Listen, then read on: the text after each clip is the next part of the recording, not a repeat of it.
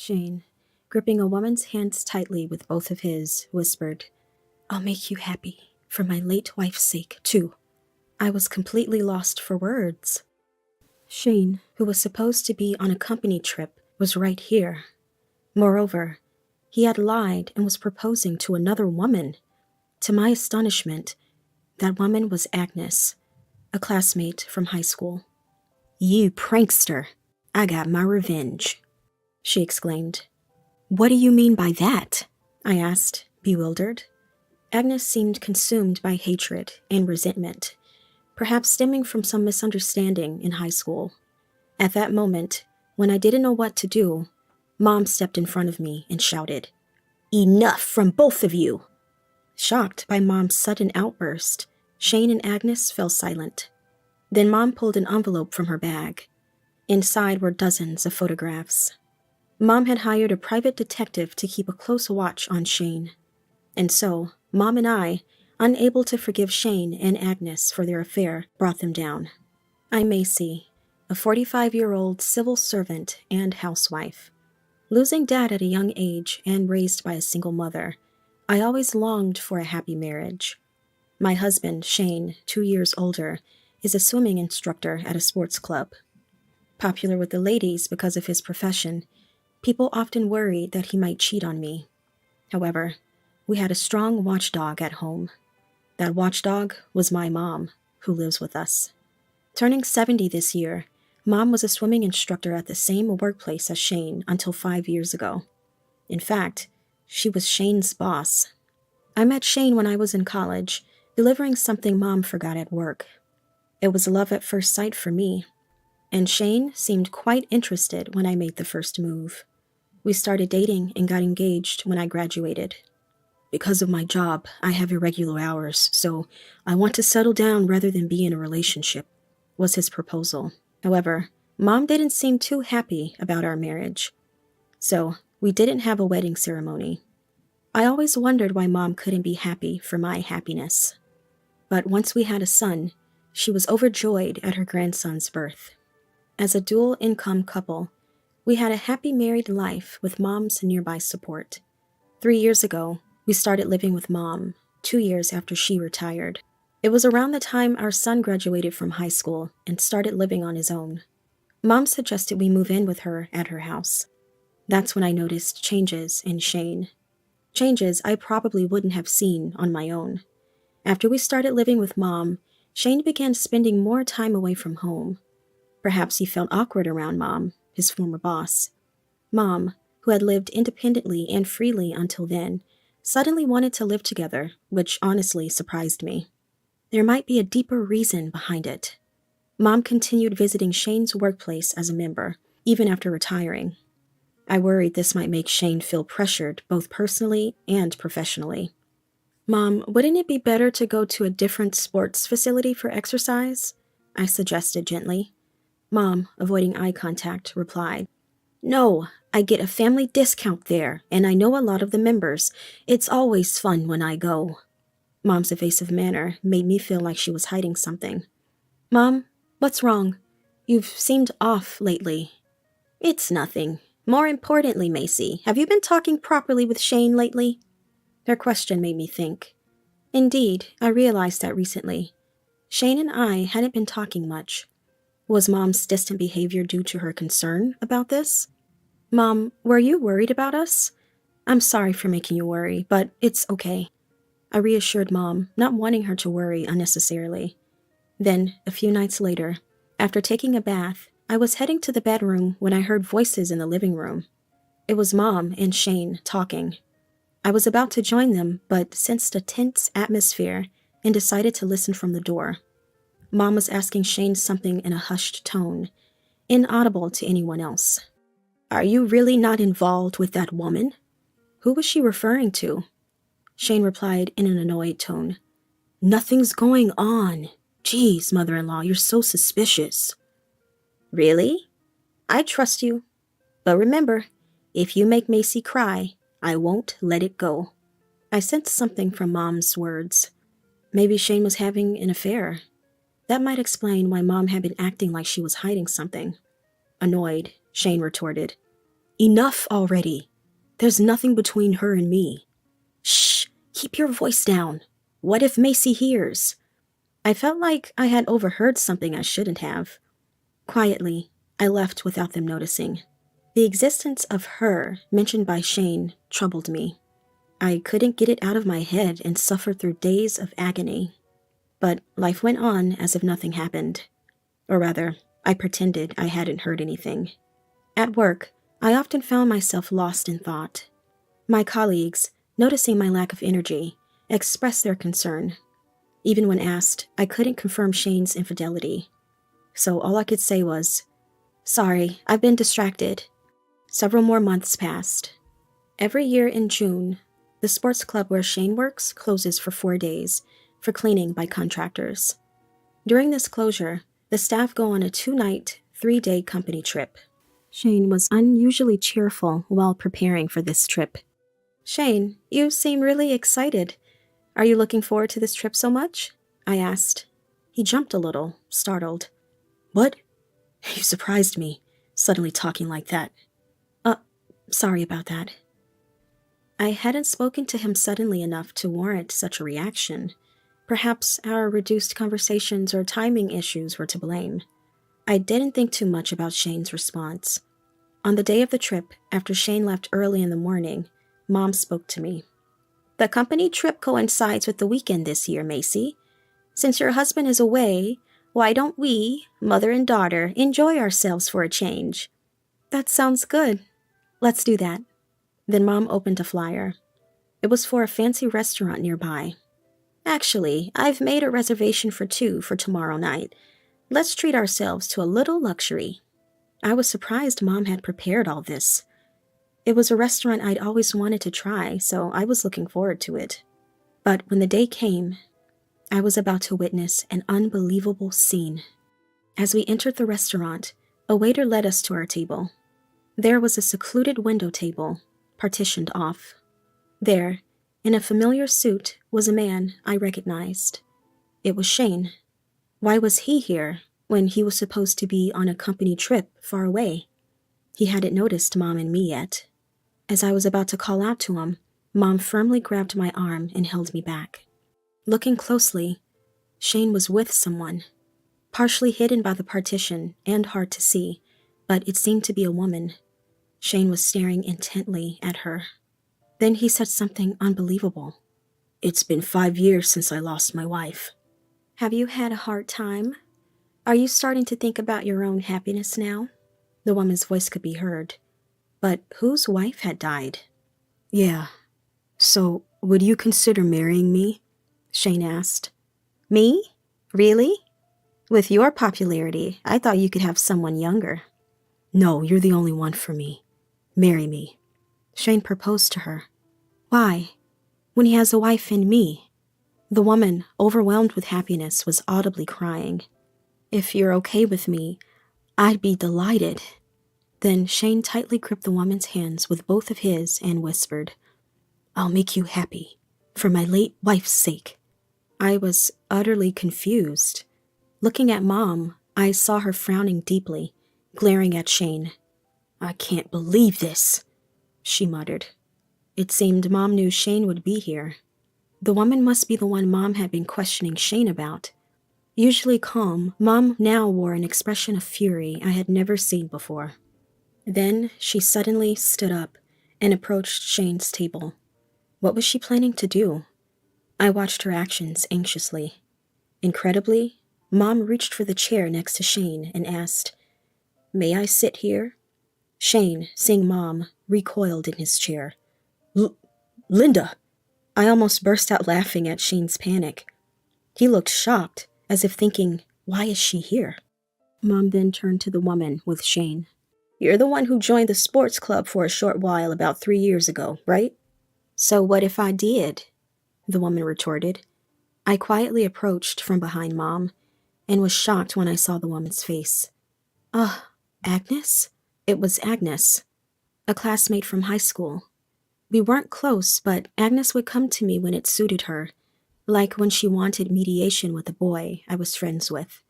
She was always a fair-weather friend. Shane turned at my voice, looking even more startled. Macy too? Why are you here? Why not? You're supposed to be on a company trip today, so why are you here? I challenged. At my question, Shane was at a loss for words, confused. Agnes, trying to save Shane, replied sharply. The wife shows up, huh? Shane, looking uncomfortable, desperately tried to explain to Agnes. Agnes, this is not what it looks like. I know everything already. Huh? Shane seemed panicked, realizing his lie about being a widower was exposed. But Agnes already knew it was a lie, seemingly having played along deliberately. Why did she do that and get involved with Shane? Just as I was about to ask Agnes, she glared at me fiercely. Then she shouted, loud enough for the entire restaurant to hear. I got my revenge on you, you prankster. What do you mean by that? I was momentarily baffled. I hadn't taken anything from Agnes. Seeing my stunned expression, Agnes raised her voice even louder. Stop pretending you don't know, you liar. Agnes yelled with such force that I stumbled backward and fell. What are you talking about? Explain it to me, please, I asked, fearfully mustering my voice. This wasn't just about Shane's infidelity anymore. I racked my brain about high school memories with Agnes. Our interactions were mostly about her seeking relationship advice. Could that be the reason? Suddenly, Agnes grabbed my collar. I won't let you pretend to forget. It was my first love. Agnes, previously angry, now had tears in her eyes. I trusted you to mediate between me and Toby, but next thing I knew, you were with him. Agnes had a crush on Toby, a classmate back in high school. Toby and I were close because we were in the school marching band. Agnes had asked me to mediate between them. It's not like Toby and I were dating. Don't lie. Macy, you said you'd mediate, but then you acted like his girlfriend. I was a fool to trust you. That's a misunderstanding. I tried to clear it up, but Agnes interrupted. Macy, you think it's natural for any guy to be drawn to you because you're friendly. And now, you have such a handsome husband. But you're wrong to think all good men are yours. Agnes seemed consumed by hatred and resentment, perhaps stemming from a high school misunderstanding. Listen, Toby was troubled by your persistent advances. I was just giving him advice. Toby was troubled by Agnes's persistent advances and had asked for my help. But rumors spread that Toby and I were dating, started by girls who were close to Agnes. Bringing this up now might complicate things further. Shane, overhearing our argument and seemingly forgetting his own infidelity scene, commented nonchalantly. Yeah, Agnes, Macy always acts high and mighty, playing the good girl. I don't have any love left for Macy. What? I was shocked to hear Shane's true feelings about me. Overwhelmed, I collapsed on the spot. Shane and Agnes, seeing this, ostentatiously cuddled up to each other. Yeah, you're too good for someone plain like Macy. I approached Shane for revenge, but now I've lost interest in such a woman, right? That's right. You've been single all this time, and despite being the same age, you're much younger and prettier than her, Shane said. Really? I'm so happy. I couldn't marry because of this liar, but now I finally feel happy. The two of them were being affectionate right in front of me. The wife. I was completely at a loss for words. At that moment, when I didn't know what to do, Mom stepped in front of me and shouted, Enough from both of you. Startled by Mom's sudden yell, Shane and Agnes fell silent. Then Mom pulled an envelope from her bag. Inside were dozens of photos. Mom showed one to Shane, asking him seriously, Shane, all these are pictures of you and that Agnes woman entering a hotel. The other photos indeed showed Shane embracing Agnes as they entered a hotel. Shane, panicking, grabbed the photos. When did this? He tried to crumple the photos. Agnes stood beside him, looking arrogant. Mom glared at Agnes accusingly. When you joined the sports club 3 years ago, you were overly friendly with Shane, weren't you? So what if I was? No, just wondering. It seemed like you were targeting Shane from the beginning. Was that the case? None of your business. Agnes's brazen attitude infuriated me. But Mom shook her head at me, indicating I should let her handle it. Mom turned back to Shane and Agnes. Shane, do you understand why I started living with you 3 years ago? Shane, silent and looking down, seemed to realize something. Then Mom explained why she retired from the sports club 5 years ago and continued as a member. It was to keep an eye on Shane, suspecting his infidelity. Shane had always been popular with female staff and members, even after marriage, and seemed to enjoy the attention. Shane has been like this since he joined the club. I hoped he changed after getting a family, which is why I opposed your marriage, Macy. I remember telling Mom about marrying Shane. That's why she didn't look happy. Shane had been a doting father, seemingly family-oriented, even if he was popular outside. But things changed 3 years ago, when our son left for university. Shane started spending less time at home. Mom then looked at Agnes. Agnes, since you joined, Shane's behavior changed. He used to enjoy special treatment, but suddenly he became quiet, which seemed even more suspicious. Mom had been suspicious that Shane was having an affair with Agnes for some time. That's why she moved in with us, to keep an eye on Shane, and even hired a detective. Mom, these photos are from the detective you hired, aren't they? Yes, I made sure you wouldn't notice. As Mom and I were talking, Agnes suddenly burst into laughter. That's some extreme overprotectiveness for your daughter. Be quiet, Mom snapped back, causing Agnes to momentarily shut up. Then Mom, facing Shane with a stern expression, asked, After all my warnings not to make Macy cry, why did you get involved with this woman? Shane, glancing at Agnes, answered Mom's question. It was boring with Macy. Boring? Yes. I was never confident about supporting a family. You know the pay in this industry is low, right? So I thought marrying Macy, a public servant, would ease our living conditions. How is that relevant? We just don't get along. Maybe it was a mistake to choose a woman based on conditions alone. Hearing Shane, I felt nauseous. He married me just because I had a stable job? While I was reeling from shock, Agnes twisted the knife. That's right. Macy has always been just a boring, serious person. No wonder Shane got bored. Agnes seemed oblivious to her position.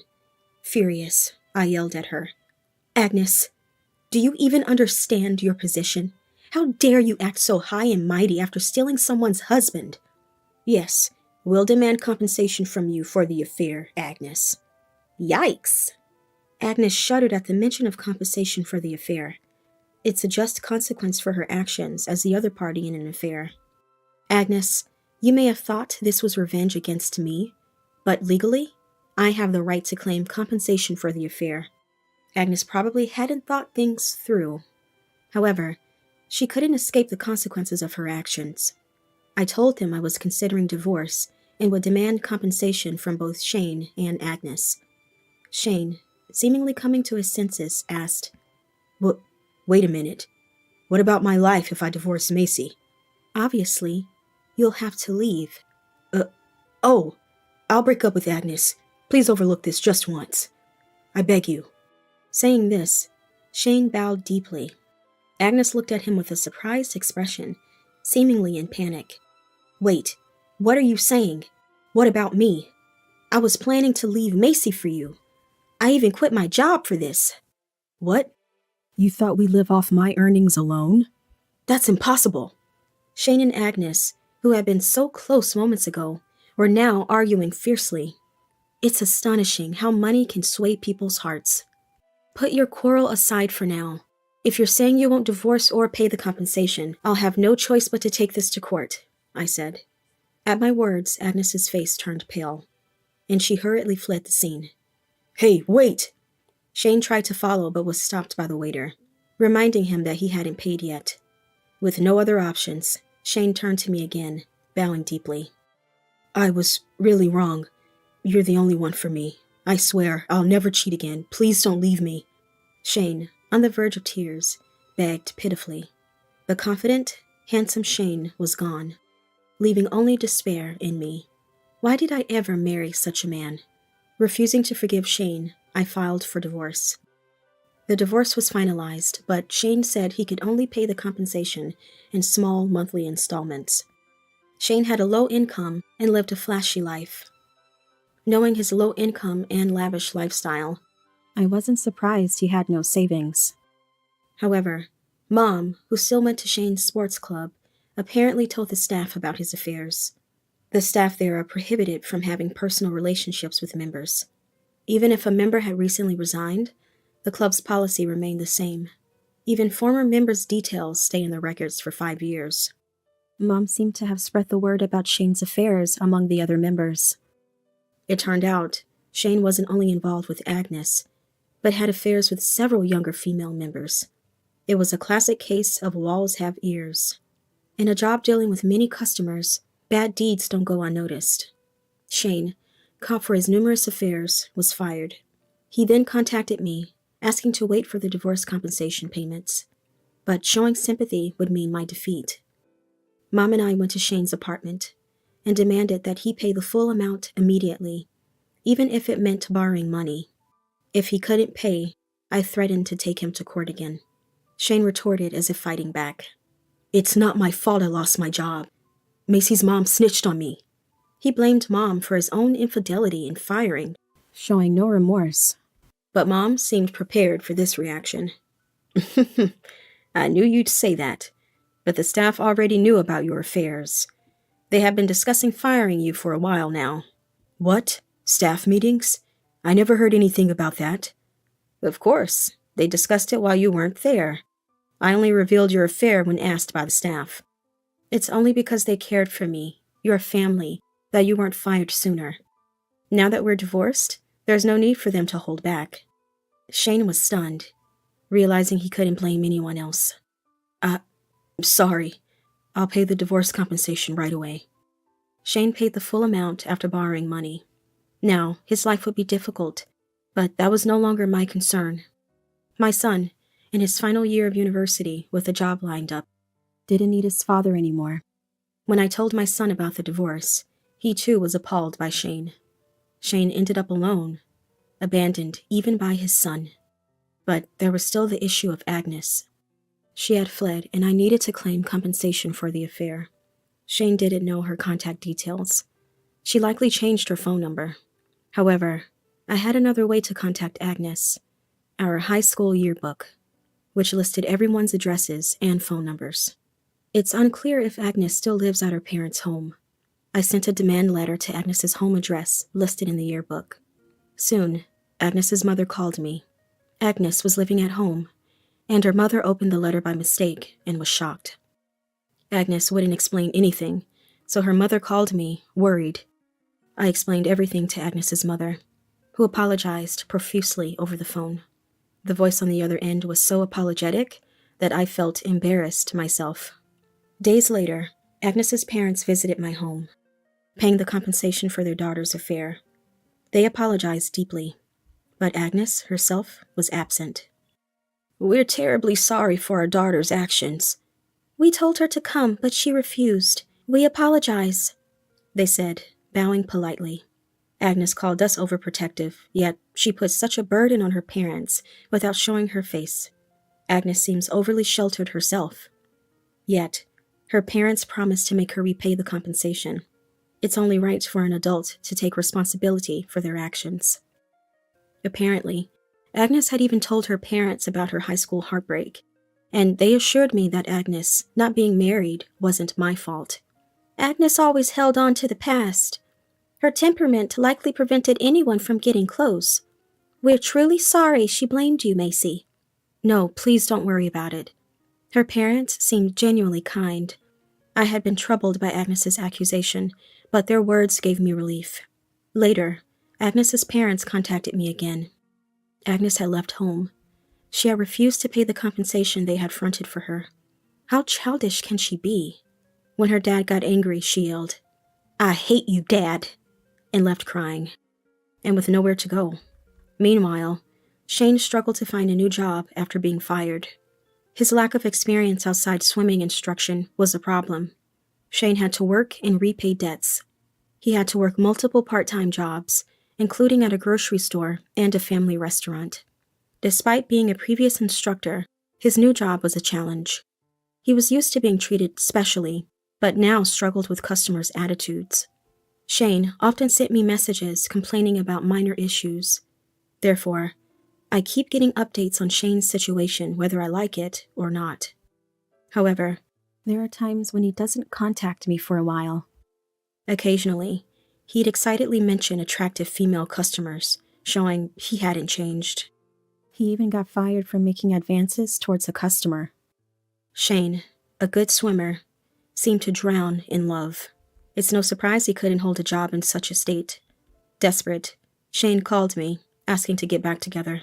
"Macy, let's try again. I can't live without you." Exhausted by his behavior, I blocked all his contacts. Then Agnes' parents reached out again. Agnes had moved in with a man she met on social media. She couldn't live alone. The man, divorced, had a son who unexpectedly moved in with them. The son had dropped out of high school and didn't work. It seems Agnes started working part-time, but all her earnings were taken by the son. Frustrated, Agnes returned to her parents' home. However, she begged her parents to cover not only the compensation for the affair with me, but also her living expenses. Even her patient parents reached their limit and completely severed ties with Agnes. Agnes, disowned, tearfully went back to the man's place. Meanwhile, after my divorce, I've been living happily with Mom. To avoid Shane's intrusions, we sold our old house and moved to a new place far away, effectively cutting ties with him. Mom, even in this new place, wants to continue her active hobbies.